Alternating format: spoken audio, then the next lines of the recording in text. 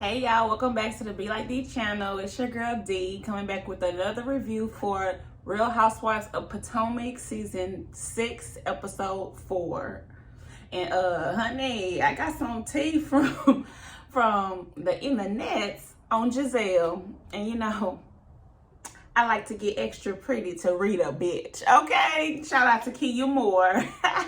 Okay, so the internet is saying that Miss Giselle Bryant is owing $740,000 in back taxes with her ex-husband, Jamal Bryant.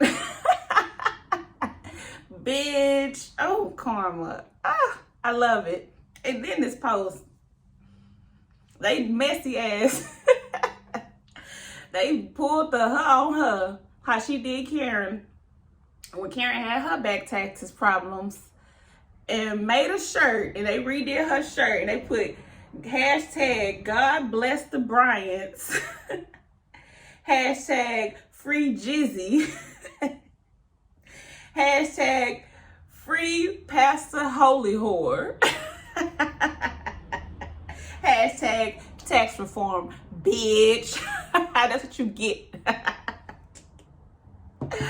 Oh my goodness. I hope it's brought up during the season. If not, I hope it's brought up during the reunion, because I'm gonna have a good old kiki with Karen, okay?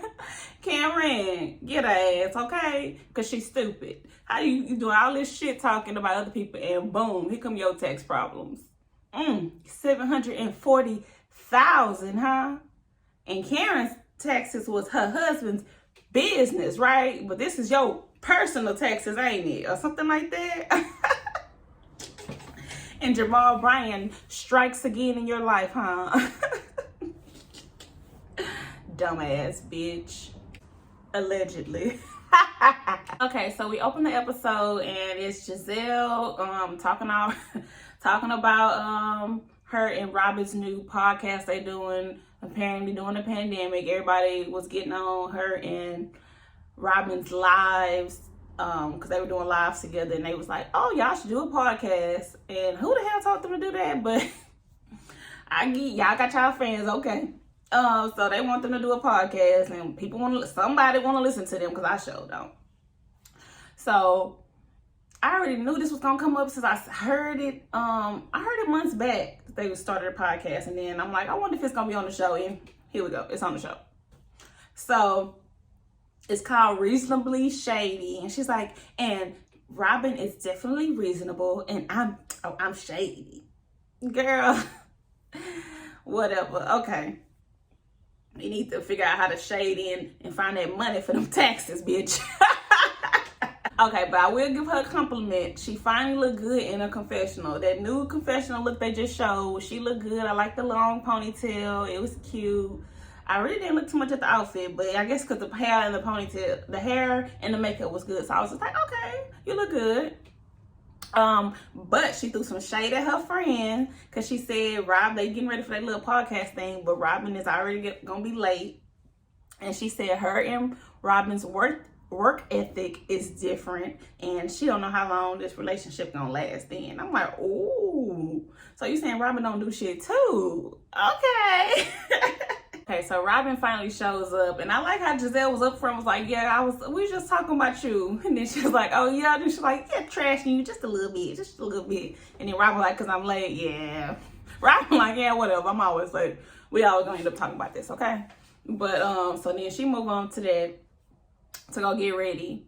And then here comes Giselle talking to her hair stylist about Jamal. I'm like, girl, she practiced this script, because I swear, if we can find all the clips of when she's talking about this in these 4 episodes, she keeps saying, because I need somebody that's 8 minutes away, and I need somebody that's down the street, down the road. Like, she literally keeps saying the same thing. She practiced this and practiced it and practiced it until the show came back on, so she can have her story tight. That it was the pandemic that did this to them. It wasn't Monique and her binder. It wasn't the embarrassment at their reunion.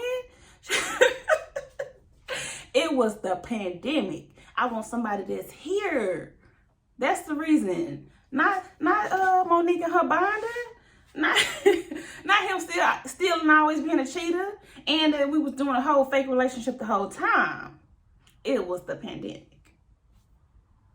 Okay, girl. Okay, so I don't like how Giselle goes to tell him that, oh, we gotta talk about Grace. Grace keep going for her learner's permit and she just keep failing. And I'm like, what do he need to know that for? And why you keep bringing this up? This gonna be your little side storyline? Like, stop throwing your kids under the bus. And then she talking about she embarrassing the Brian name at this point. Like, that whole little bit of conversation was not needed. We didn't even need it. Giselle, shut up. Shut up. Grace, I wish you could whoop your mama's ass.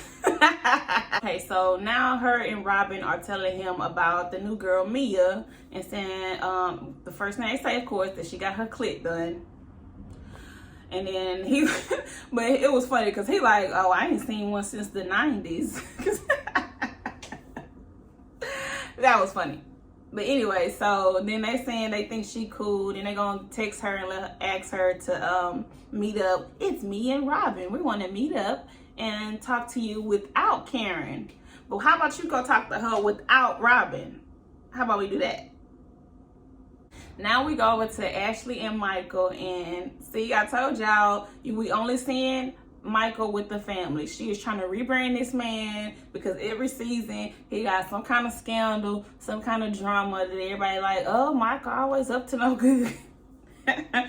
And now they have his second baby, and I think she really trying to change him because she like, I'm having a baby right now, and that's what we need to be talking about in her confessional, because he's talking about starting a new venture, which is I think he said movie producing or something like that, production, something like that.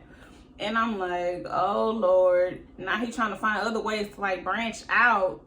Girl, he don't want to be contained, okay?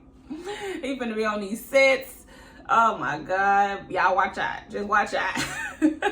So we go over to Karen's house, and Karen is cooking, and then her daughter Raven calls on FaceTime, and they talking, catching up. I like that Candace. I like that Karen is she's gonna be ambassador of her hometown. That's really cool. Last season they had that little parade for her, so that was nice. And she's actually doing some work in her community. I'm like, okay, Karen, you're not just building your business, you building for the community and for the people. Okay, Karen. She said they showed a flashback of last week of someone, I don't know who that was, but somebody was helping her and talking to her about getting more grocery stores in the area and getting fresh produce and stuff like that. And then she's also saying getting Wi-Fi over there in her hometown, in her community. I'm like, okay, Karen, do the thing. Do the thing. Help out the people. All right. Give back to where you came from. That's what I'm talking about.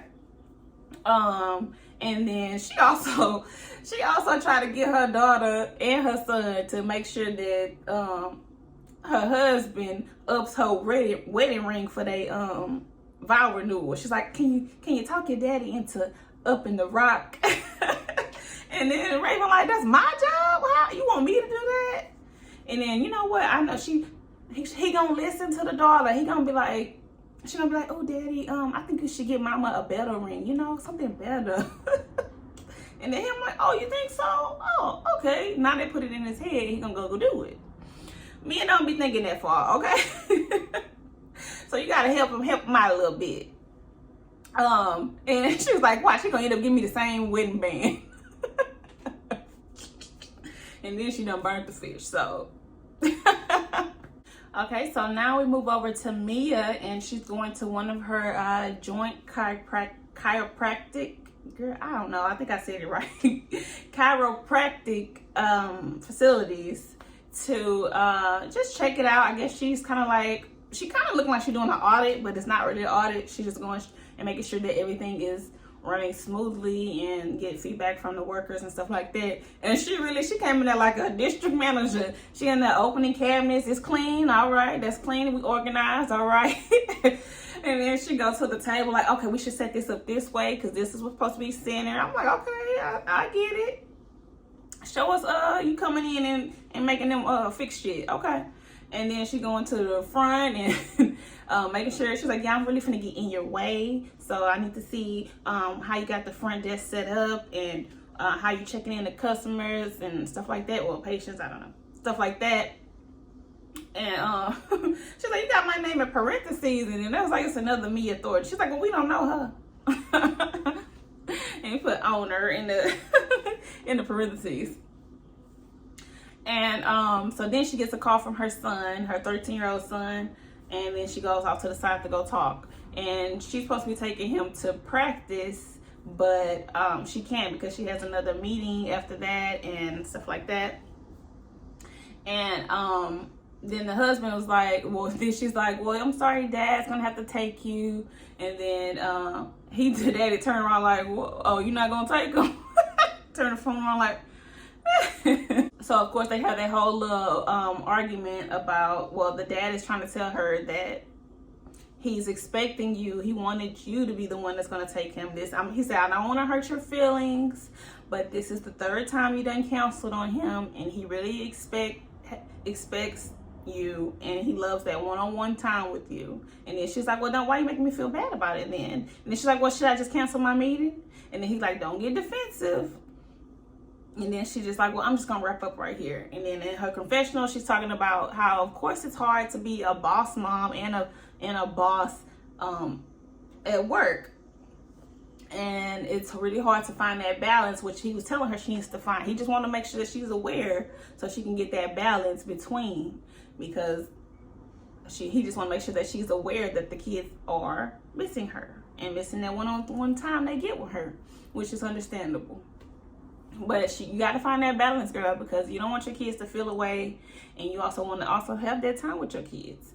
So she do gotta, like, you literally gotta schedule stuff out, I think, which is what I'm trying to start to do, because everything gotta be a balance, and it is definitely hard, in which she says in her confessional. So good luck, Mia. Robin. Hell nah, you ain't finna have me out of no damn cold doing no workout, bitch. You better rent a room.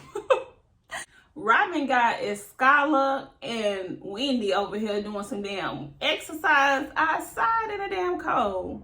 With some damn kettlebells and shit, talking about she got lazy during the pandemic, so she done gained 14 pounds. And so she trying to get that off. And she said, and Juan is the type of person that he's a coach, so he's always like, get up and go, you know. So that made sense when she said that. I'm like, okay, I get it. But I don't like it. But still, I get it. Like, get your ass on. I ain't trying to get up right now. But, okay. But, Wendy, like, she got me out here in the damn cold. My silicone about to freeze. Okay, so after they finished that workout, they decided to take a walk. And then as they're walking, Candace calls. And then Candace invites them to a peace out house party because her townhome has finally sold. And, I don't really care, but okay.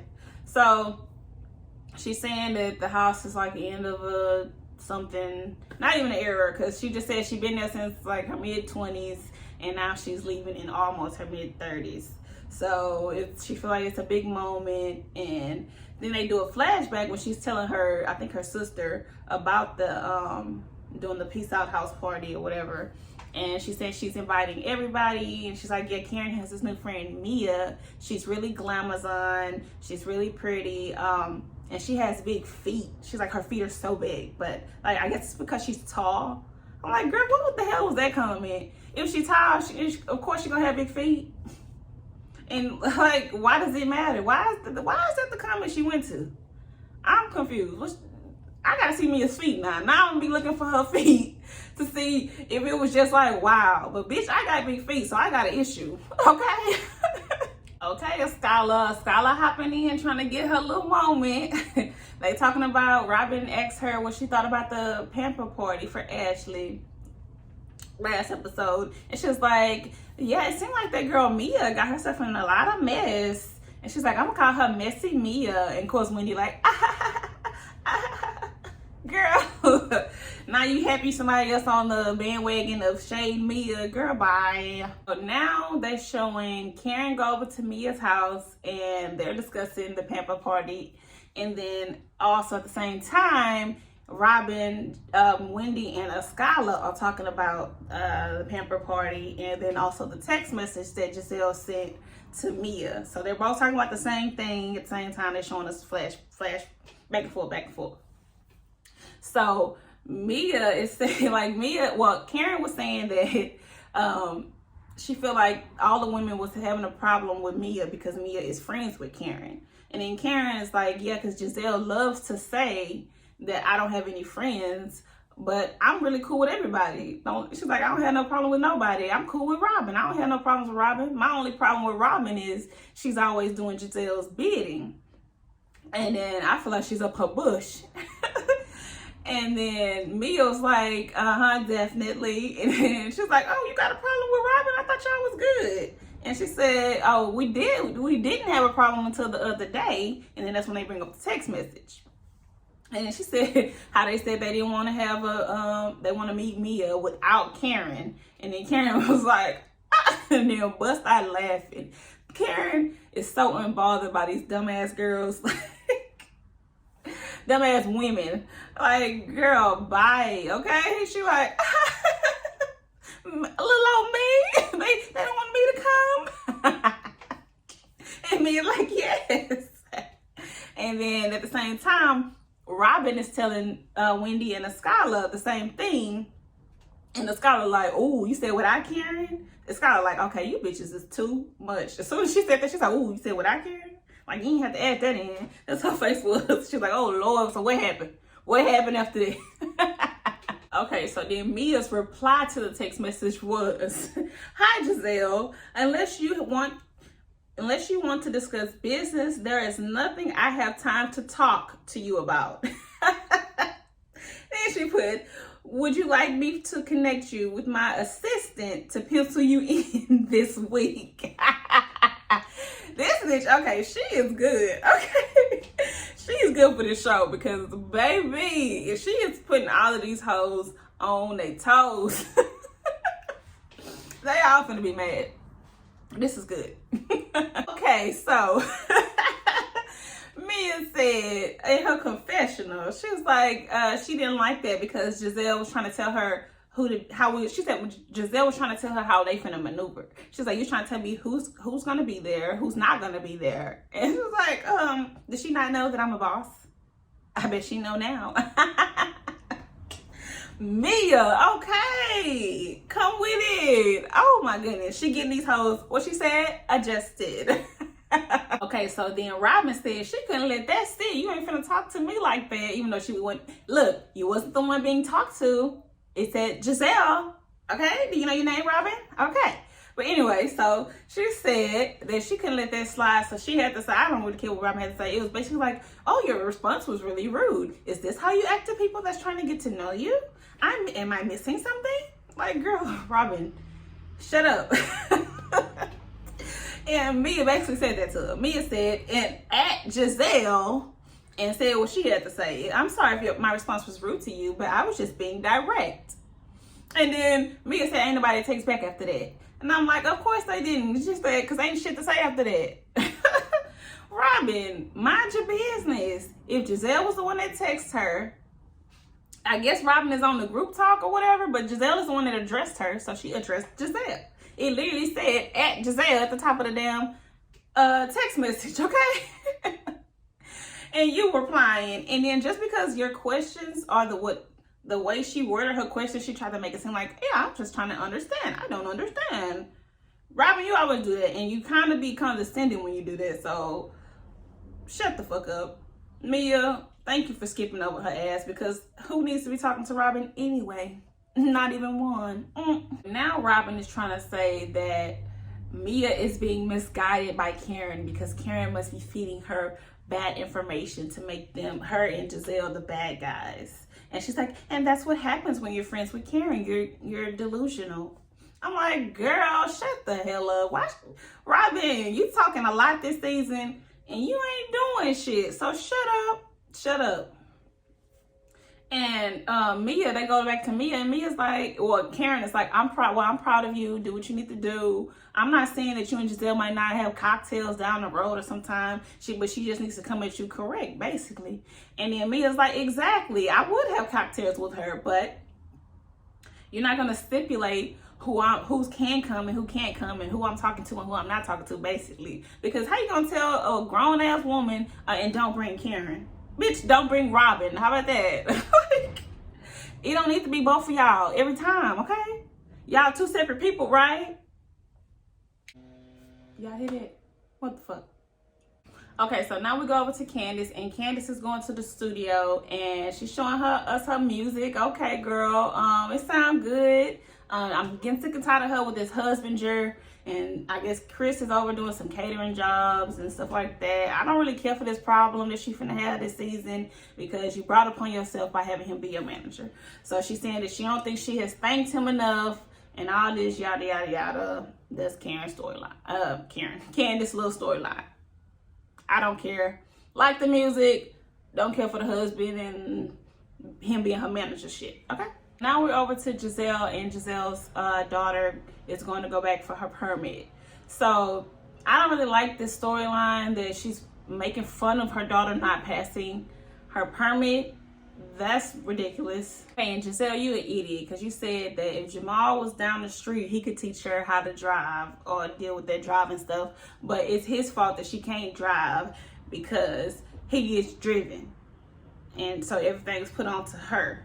Like, that's the dumbest shit I ever heard. So you was gonna put her over there for him to help, but he don't even drive his damn self? Girl, you so stupid. Okay, so now we're going over to Candace's townhome, where she's having her last final what was it, goodbye party to the house. I don't know, whatever. She's saying goodbye to the townhome, and they having a party inside the townhome, and she's talking about how, oh, I got so many memories in every corner, and Bravo shady ass flashing back to each season when she done had a damn issue in the damn house. The first time with her and Chris over there crying about, you called me a princess, no. And then the second time when her and Ashley going into it, she threw the damn knife at Ashley. And I think they showed something else, but either way, she got drama in the house, and she said she's happy that she's moving on to something bigger. She's feeling like this is the start of something new, blah blah blah. And then, okay, so Karen is the first to show up, and then Candace is like, well, I'm surprised you're the first one to show up, but the rule is once you enter, you have to take a shot of Fireball. And then, of course, Karen loved her some Fireball, so they got a flashback to Karen always drinking the Fireball from last season when she got drunk. And she didn't want to take the whole shot. She left a little bit left in the glass, and then Candace was like, in her confessional, she was like, Karen, you know you like to enjoy your Fireball here and there now. I don't know why. She's like, what should I say? Karen, not Karen, Karen. That was a cute one. But Karen like, girl, hey, yeah, you trying to get me too drunk now. Hold on, let me get some food. Where the food at? Hold on, Candace. How come Karen got a glass of the Fireball shot, but Robin get a damn red cup shot glass? I'm like, huh? How we go from one glass to a cup now? I mean, to a little, the shot glass cup now. I ain't get that. Karen probably could have took it down faster if it was the little cup. But anyway, so when Robin walks in, Karen's saying, hey, but Robin looking like, bitch, I ain't really trying to talk to you. She go sit all the way at the far end chair, and then she kind of looking like, oh, hey, yeah, hi, yeah, nice to see you. But Karen just like, oh, hey, Robin, how you doing? Oh, how's Juan, the wedding, anything? And she's like, oh, I've been up to, the boys, the pandemic, the wedding. She's like, the wedding, no, we're gonna wait. Because I just don't want to shortchange my wedding and with things that I want for it. And then here come Karen. Girl, everybody still getting married. She's like, but in her confessional, Karen say, Robert, everybody's still getting married. You waited 5 years for the ring. And you keep saying, oh, it's the pandemic. I call bullshit. Exactly, girl.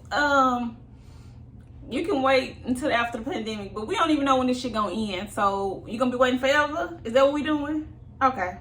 Okay, Robin. Another way to not get married. Okay. Okay, Robin. So you supposed to be a little bit depressed, but you sure kind of coming through with this shade on the confessionals. Even though I don't like that it's towards Karen though, but okay, girl, I liked it.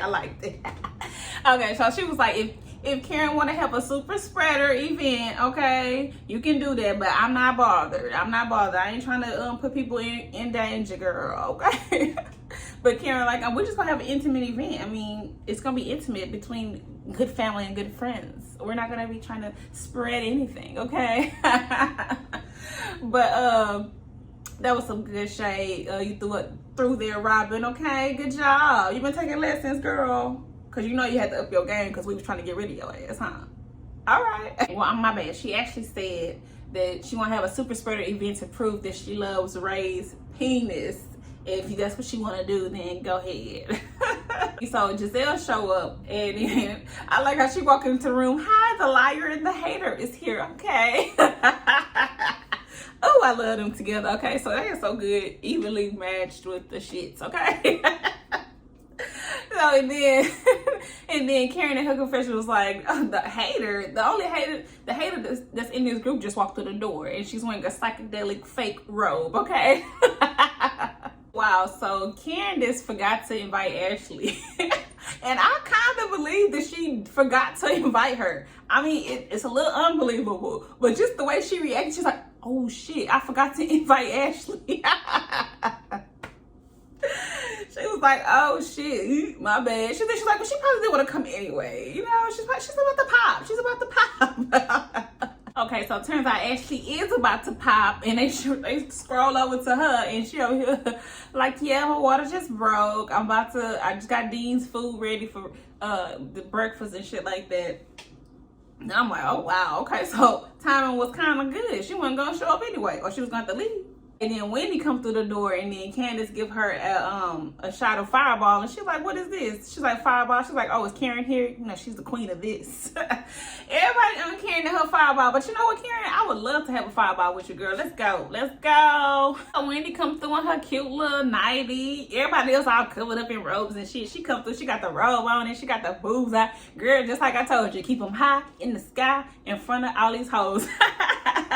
And she showed her little booty. I said, oh, look at her. Okay, so she really, okay, Wendy, you trying to step out. Show that body then. She paid for it. Show it all. Now they all talking about Mia, and they're like, oh, is Mia coming? And then Giselle was like, well, if she's not here, we might as well just leave her where she at. And then that's like, well, then Karen was like, Candace was like, oh, we're going to be nice to Mia. And then Wendy's like, is she going to be nice to us? And then here come Robin, yeah, because that text message was very rude. And then, of course, they talking to Karen about it. And Karen was like, well, to be honest, she told me about it. And she feels that, Giselle was Giselle texted her about meeting. And then here comes Giselle and Robin. Well, no, Giselle, you text her, but okay. She's like, well, she said that you said without, to not bring me. And then she said, no, we said without Karen because we already know you. So without you. And then, no, she's like, because we already know you. We don't need to get to know you. But we're trying to get to know her. And then I'm like, girl, bye. If y'all want to get to know her one-on-one. Stop trying to be in a group and meet her. Because all y'all going to do is one person asks a question, another person asks a question. One person asks a question, like she ain't getting interrogated, baby. We need to be just one-on-one. I don't need to be talking to you and your little puppet, okay? Well, Karen said that her name shouldn't have been mentioned in a text. And then Giselle's like, no, it should have because we're trying to get to know her without you. And then Skylar talking about, well, maybe she's intimidated. And then Wendy's like, how's she intimidated? Because she's saying that we're intimidated by her. I'm like, girl, nobody's intimidated. Well, maybe, Wendy, you just got jealousy all over you from her. I don't know what she done did, or she remind you of somebody, but you got an issue with her for whatever reason. But Skylar, shut up. Ain't nobody intimidated. Girl, bye. Okay, so now Mia enters the room, and they are like, well, let's just get to it. Karen's like, we talk about the text message. Everybody had everybody was a little rude on both parts. And then here come Giselle, no, not on both parts. And then here me is talking about, well, maybe I was a little bit aggressive, but I don't like it when someone is trying to stipulate and dictate who I will bring and who I will not bring. And then Giselle was like, yeah, because I didn't want you to come. I said without Karen. So yeah, I said it. So I said who was going to be, grown people say who's going to be invited and who's not going to be invited. And then Karen was like, well, you didn't say don't bring Candace. You didn't say don't bring Wendy. You said don't bring Karen. And then Giselle was like, because you're the one that brought her into the group, so we trying to get to know her without you. And now a scholar hopping in talking about all this delusion is getting out of hand, and she gotta say something now. Girl, bye. Girl, I was liking you. Now you made me want to slap you. Shut up, shut up. And then they are like, girl, yes. And then here come Mia talking about, excuse me, Scholar, do you own any businesses? And of course they get everybody riled up, especially Robin. What does it matter? What does it matter? And then Scholar's like, yes, several. And then Mia's like, well, then you tell me if you have time for people that's gonna tell you how you gonna move. And I'm like, good point, Mia, good point. Because you're not gonna tell me how I'm gonna move. But the whole business part didn't make no sense. But I get what she was trying to say. She just, she made it kind of grandiose to to prove her point. You gotta make it a little extra for TV. But yeah, she's like, bitch, I'm running businesses. You're not finna tell me how I'm finna move. My husband barely can tell me how I'm finna move, and I'm getting tired of that shit too. Okay, so Robin going off about like, who the fuck cares who has several businesses? That's because you ain't got none, but but anyway, and me just look at her and go, and went to the next person. I'm like, yes, pay that bitch dust. Let her just have her little comments to the side to herself. She said, it went to the next girl. Then Mia gonna have the nerve. I mean, not Mia. Then Wendy's like, oh, when you're with a group of girlfriends, you don't do stuff like that. Even when me and Karen were beefing, and then Mia was like, well, that's you, okay? Girl, this girl Mia, oh my goodness, I like Mia, even though she ain't making sense sometimes, but she is good for TV because she is shaking this shit up. They are all upset. And she's standing 10 toes down like, y'all ain't finna shake me. Okay, come on, Candace. Candace like, all right, let's stop this shit. This is my house. She stood up on the counter. I think all of these conversations need to be individual conversations because it sounds like it's stuff between individuals, okay? And what is with her calling everybody saints? I'm like, what is this? It's kind of funny. She's like, okay, saints, okay? But I like that, Candace. Snatch it all back to what we're here for, okay? She's like, I want to play a game, okay? Y'all can talk about this amongst yourselves outside of my house. All right. Now they're playing Prosecco Pong. So basically it's like beer pong, but they're drinking wine instead. Or what Prosecco is like champagne. They're drinking champagne instead. And this looks ridiculous because it's in these little glasses, the wrong glasses. Just use cups. Like, stupid. But anyway, so they playing the game, they trying to have fun, and then off to the side, Mia and Giselle are talking, and then Mia saying, well, I'm sorry, I didn't want to approach you like that, and we got off to a bad start. And then Giselle's like, I ain't get off to a bad start. And then she's like, well, I got off to a bad start, I'm sorry, blah, blah, blah. Kind of kissing ass, but then you kind of needed to apologize, so I'm halfway, I kind of dealt with you a little bit. But Giselle basically told her ass, just don't send me no shit like that again. And then Mia's like, noted. And then she said that she does things that a lot of women don't, that is extreme, that a lot of women don't get along with her about, and she's working on that. Which I'm guessing she kind of acts out in a way, kind of like a kid, because that's pulling me back to the little like foster care stuff, like, acting out a little bit for attention, and then you kind of reel it back in when it gets too far or something. So that's probably what she ends up doing a lot, and that's why Wendy said she put her foot in her mouth every 10 seconds. So we probably gonna see more of that as the season goes on. So okay, so now they go on to the living room and they do a conga line to the living room. And girl, bye. I don't care about no damn conga line of y'all doing that. They weren't even doing it good. If they was doing it good, it would have been cute, but it wasn't. So they go to the living room, and Candace so damn messy. She already got them playing fucking Never Have I Ever. And don't nobody want to have that game with none of them bitches. Ain't none of them trustworthy. All they gonna do is flip it and use it against them. Duh. Duh. I ain't playing no damn game with no Robin, Giselle, or fucking you. Okay, Candace? I don't trust none of y'all. I wouldn't even do it with a scholar, because she over here throwing shade here and there, messing me up. And this is so disrespectful. This is delusional. Girl, you acting like Robin, and I ain't liking it. I ain't liking it. I want you to shut up just like I want Robin to shut up now, okay? So then they start off, Giselle saying her Never Have I Ever is done ecstasy. And then Wendy about to drink, and they like, hold on, what? And then she like, hold on, don't you drink if you haven't done it, right? I'm like, how y'all know how to play this? But Wendy might not know how to know, might not know. But they are like, okay, so we don't drink. But I think Wendy just wanted a sip of that drink. But anyway, so then after she says that, then she's like, no. So it'll be like, Never Have I Ever got my clip done. And then here come Mia. Oh, I won. It's me. Mia, you good to laugh at too. You can laugh at yourself, okay? It's like me. It was me. I won. And then she was like, well, actually, it was the correct term is vaginal rejuvenation. And then they was like, but you said you got your clit done, so that's why I was thinking clit done. And Robin like, yeah, because I was gonna get my clit done because you got yours done. And she was like, no, I should have said vagina. And then everybody in their confession was like, girl, you don't know what the hell the vagina versus the clit is. So now we finna have this whole little conversation.